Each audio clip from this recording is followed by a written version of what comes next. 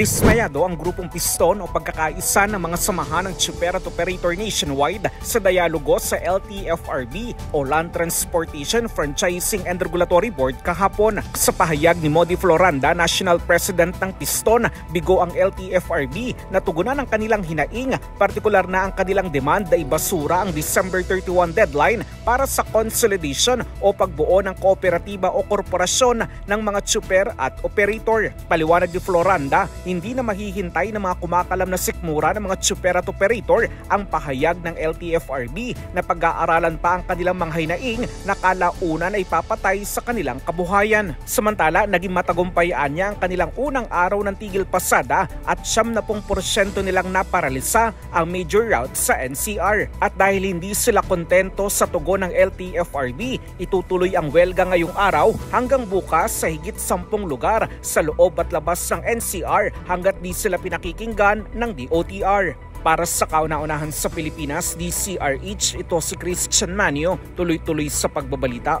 tuloy-tuloy sa serbisyo, sama-sama tayo Pilipino.